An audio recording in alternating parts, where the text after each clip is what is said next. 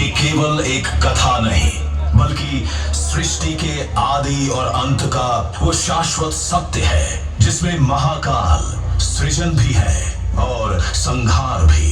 प्रकाश, ध्वनि और दृश्यों के संगम से महाकाल की सर्वशक्तिमान उपस्थिति हर हृदय में स्पंदित होगी।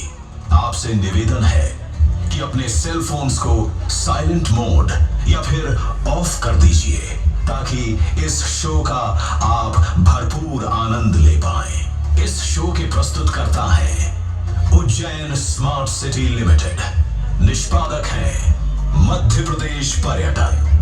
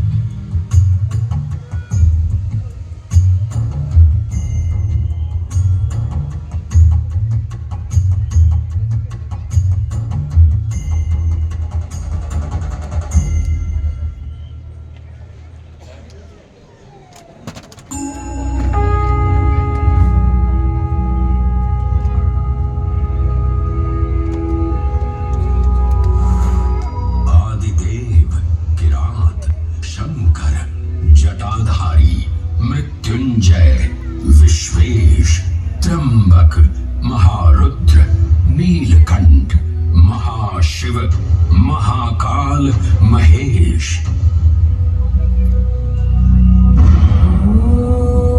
महाकाल जिनके उद्गम से उत्पन्न होती सृष्टि की लय,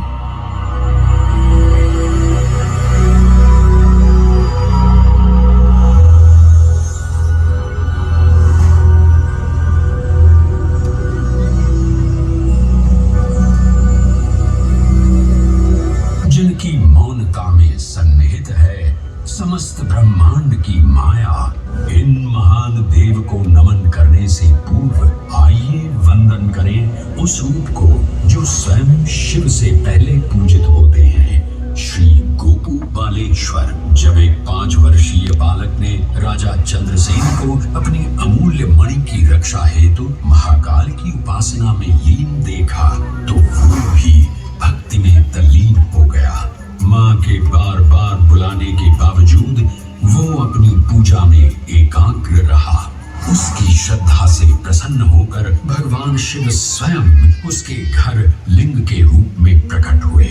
इस बालक की भक्ति से प्रभावित होकर चंद्रसेन सहित अन्य राजा भी वहां पहुंचे, जहां स्वयं भगवान हनुमान ने भी दर्शन देकर उद्घोष किया कि इसी वंश में नंद जन्म लेंगे, जिनके पुत्र होंगे विष्णु भगवान के अवतार श्री कृष्ण।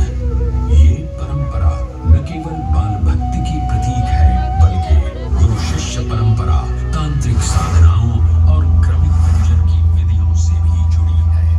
मंदिर परिसर में स्थित एक छोटा मंदिर श्री गोपू बालेश्वर महादेव मंदिर आज भी इस घटना की स्मृति को संजोए हुए है। महाकाल जो हर परमाणु और कोशिका में है, हर पल हर क्षण में। महाकाल जो है इस महानगर उज्जैन और नदी शिप्रा के कण कण में। आइए सुने उसी पावन नदी शिप्रा से महादेव की अद्भुत गाथा।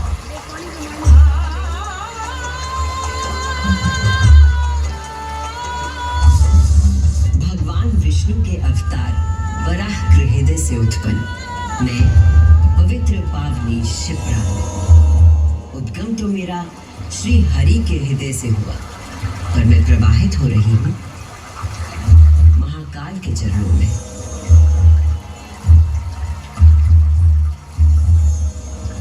पुराणों में मुझे कई नाम प्रदान किए गए हैं। जवर्धन, पापधन, अमृत संभवा और शिप्रा। वर्तमान कथा का प्रवाह आरंभ करने से पूर्व यह आवश्यक है कि मैं आप सभी को अपने उद्गम की उस दिव्य गाथा से अवगत कराऊं, जिसे जानकर आप अचंभित हो जाओगे। मेरा उद्गम ऋषि अत्रि से जुड़ा है,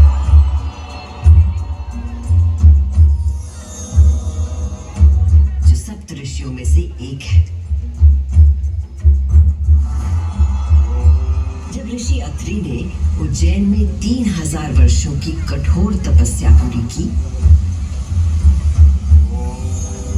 और अपनी आंखें खोली, तो उन्होंने देखा कि उनके शरीर से 2 महान प्रकाश धाराएं निकल रही थी।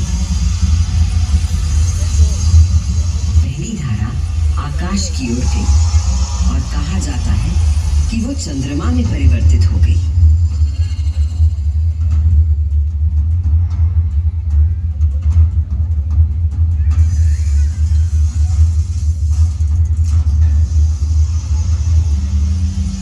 दूसरी प्रकाश धारा पृथ्वी की ओर गई और उसने मेरा रूप धारण कर लिया। और उस प्राचीन काल से बहती आ रही हूं मैं, इतिहास, आध्यात्मिकता, दिव्यता की कहानियां अपने साथ लेकर।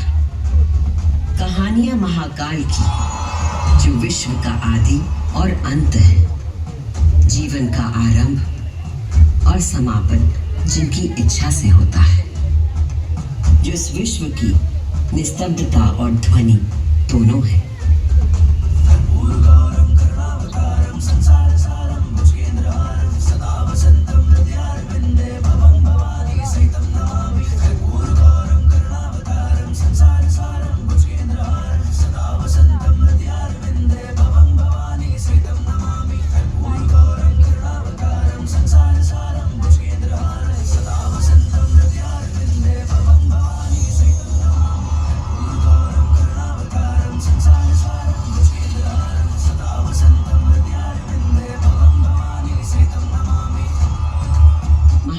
की महागाथाएं इतनी विस्तृत है कि वे काल और अंतरिक्ष की सीमाओं को पार कर सकती है।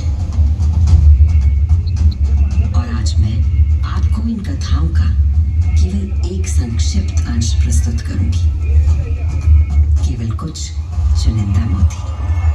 समस्त सृष्टि महाकाल की अद्वितीय चेतना का संचार है, परंतु जिसके हृदय में स्वयं महाकाल की दिव्य चेतना प्रवाहित होती है, वही है मेरे तट पर स्थित उज्जैनी। स्कंद पुराण में अवंती खंड के अनुसार अवंतिका यानी उज्जैन में सप्त सागर के अस्तित्व के बारे में बताया गया है, जिनमें से एक है रुद्र सागर।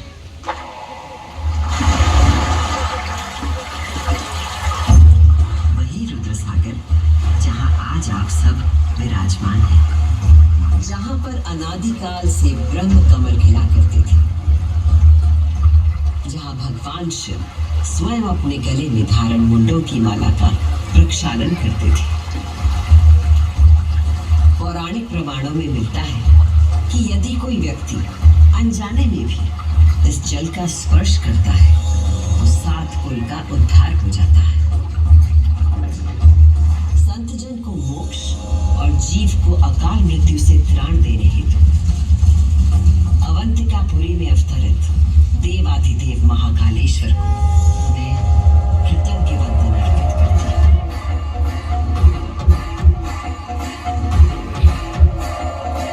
आज मैं शिप्रा देवी आपको उन्हीं महाकाल की शिव पुराण में उल्लिखित एक गाथा सुनाती हूँ।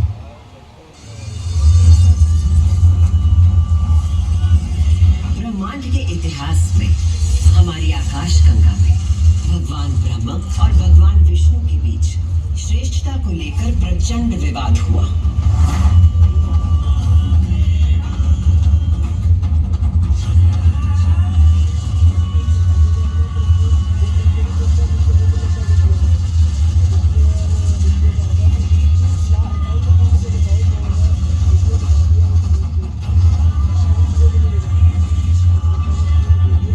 जब अपनी पराकाष्ठा तक पहुंच गया तो दोनों अपने अपने दिव्यास्त्र लेकर आपस में युद्ध करने के लिए तैयार हो गए। स्वर्ग में हाहाकार मच गया।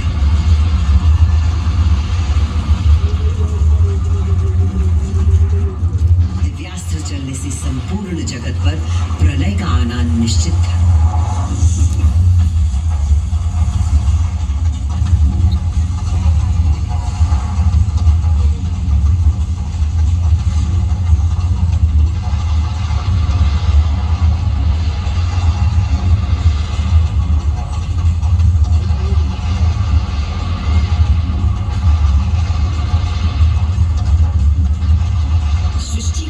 प्रकोप से बचाने के लिए और इन दोनों के विवाद को रोकने के लिए भगवान शिव को माया रचनी पड़ी। और अकस्मात अग्नि की ज्वालाओं से लिपटा हुआ एक महान अग्नि स्तंभ आकर स्थापित हो गया, जिससे दोनों देवताओं के दिव्यास्त्र स्वयं ही शांत हो गए।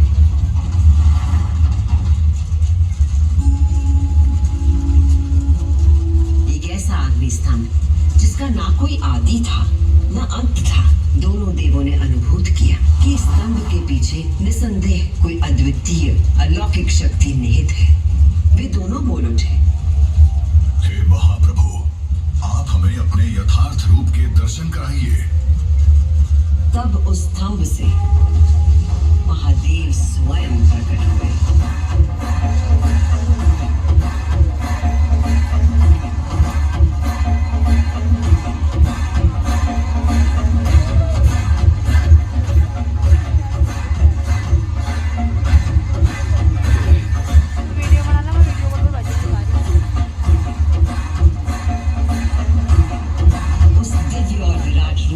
पंचमुख थे और प्रत्येक मुख में 3-3 नेत्र प्रकाशित हो रहे थे। उनके भाल पर चंद्रमा का मुकुट था और मस्तक पर जटा। उनका कंठ नीला था और उनकी 10 भुजाएं थी। उनके अंग समस्त आभूषणों से सजे थे। उनके मस्तक पर भस्म का त्रिपुंड था।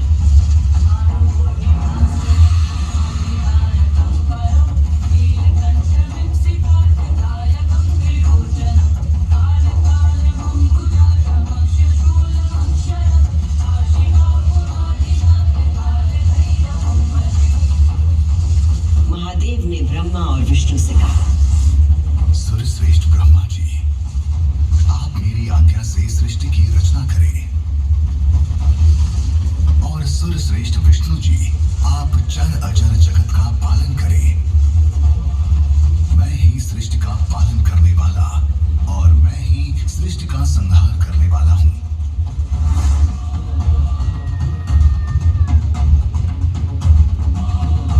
मैं ही ब्रह्मा, विष्णु और रुद्र नाम से 3 रूपों में बटा हूँ।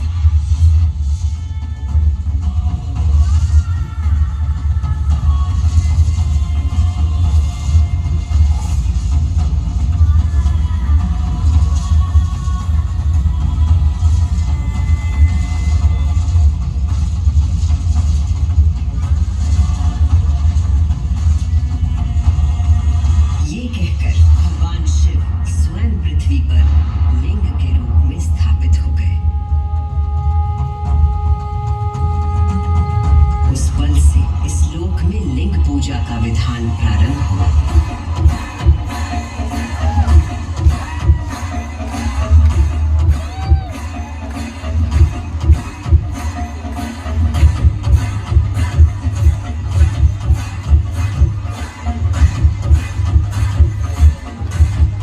अभी आपने सुनी वो गाथा कि किस प्रकार भगवान शिव ने लिंग का रूप धारण किया। अब मैं सुनाती हूँ उज्जैन में महाकालेश्वर के प्रकट होने की कथा। उज्जैन नगरी में नित्य वेदों का अध्ययन करने वाले एक ब्राह्मण देवता रहते थे। उनका नाम वेदप्रिय था। वेदप्रिय प्रतिदिन पार्थिव शिवलिंग बनाकर उसकी पूजा करते थे।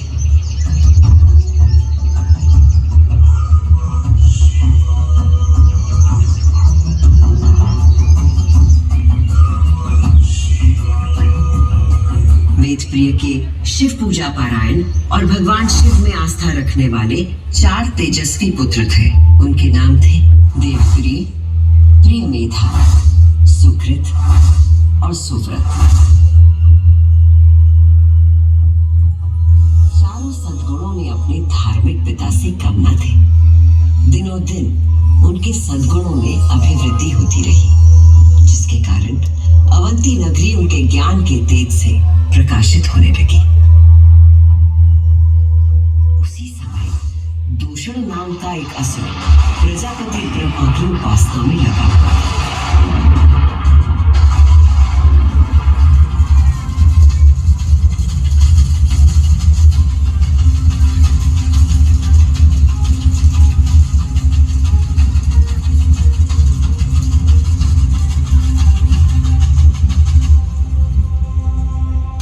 ब्रह्मा जी से अजय होने का वर पाकर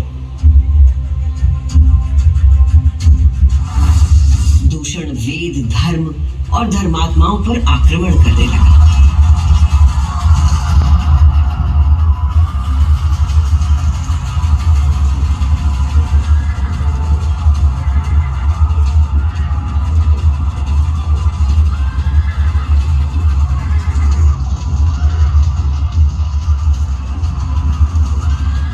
अत्याचारों की पराकाष्ठा पर पहुंचते हुए उसने उज्जैनी पर हमला करने का दुस्साहस किया। उज्जैनी में त्राही त्राही मच गई।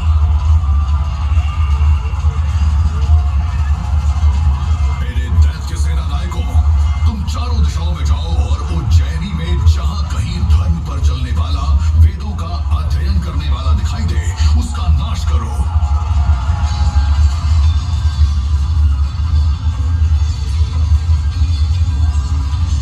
उस असुर से यदि कोई भयभीत नहीं था तो वो थे वेदप्रिय के चारों शिव भक्त पुत्र। नगर को भयाक्रांत देख उन चारों ने उज्जैनी के नागरिकों को आश्वासन दिया। उज्जैनी के नागरिकों, आप सभी अपने भक्तों पर सदा कृपा करने वाले भगवान शंकर पर विश्वास रखें और उनका ध्यान करें। भगवान सबकी रक्षा करेंगे।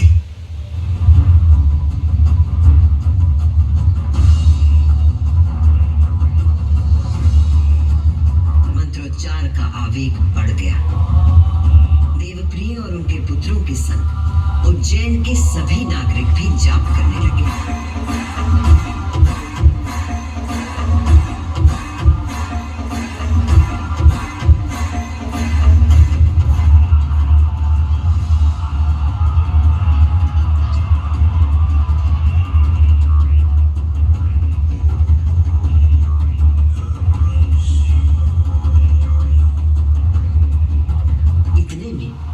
असुर दूषण अपनी सेना के साथ वहां पहुंच गया और उसने वेदप्रिय के पुत्रों को देख अपने सैनिकों को आज्ञा दी।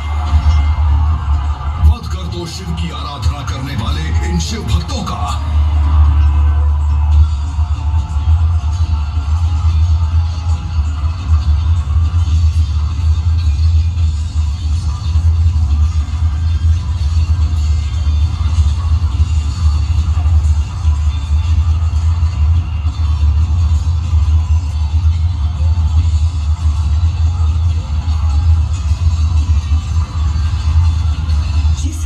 उस दुष्ट असुर दूषण ने उन निर्दोष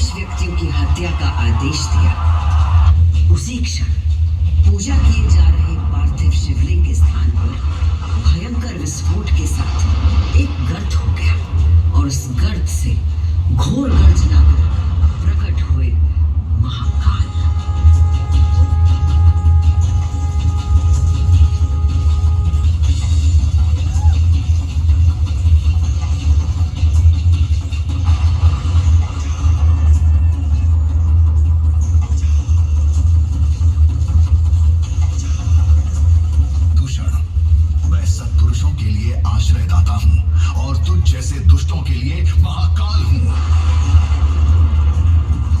ये शिव का वो रूप था जो काल के परे था, जो संहार करता भी था और सृजन करता भी। महाकाल के प्रकोप से दूषण का नाश हुआ और उज्जैन में एक बार फिर से शांति स्थापित हो गई।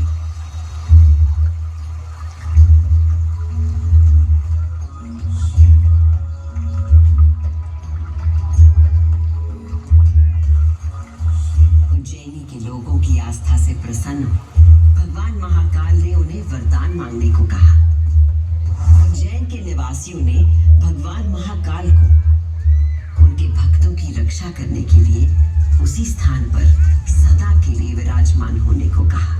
तब देवादिदेव उज्जैन में ही विराजमान हो गए और वहां चारों ओर की एक एक कोस भूमि ज्योतिर्लिंग रूपी भगवान शिव का स्थल बन गई। इस अद्भुत घटना के साक्षी बने समस्त देवता, गंधर्व और ऋषि मुनि। उज्जैन का वातावरण दिव्य ध्वनियों और मंत्रों से गूंज उठा।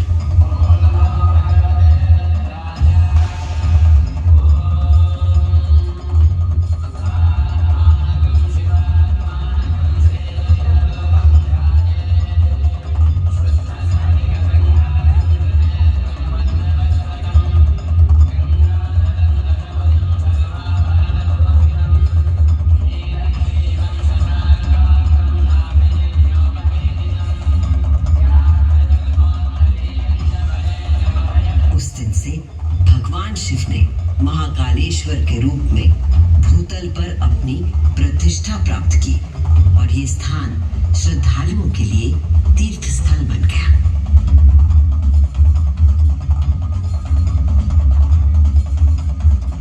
शिव पुराण में 12 ज्योतिर्लिंगों में से एक महाकालेश्वर ज्योतिर्लिंग।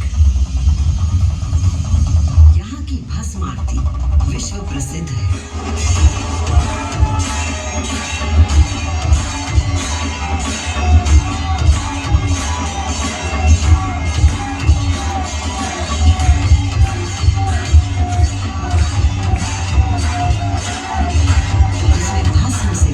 का श्रृंगार किया जाता है क्योंकि महाकाल की तरह भस्म अविनाशी और अपरिवर्तनीय होता है। इस आरती की शक्ति और महिमा ऐसी है कि भक्तों के सारे पाप समाप्त हो जाते हैं। केवल इतना ही नहीं, उज्जैन वो नगरी है जहां मानव शरीर पूरे ब्रह्मांड के साथ सामंजस्य स्थापित करता है।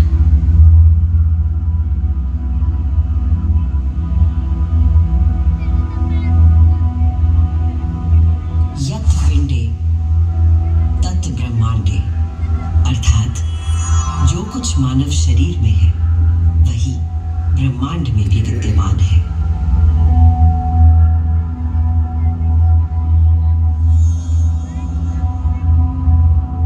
ब्रह्मांड के सृजनकर्ता महाकाल के आशीर्वाद से मैं शिप्रा आपको उज्जैन तथा महाकाल की शक्ति, भक्ति और मुक्ति की गाथाएं सुनाती रहूंगी। काल का प्रवाह अनंत है, इसलिए जब तक महाकाल है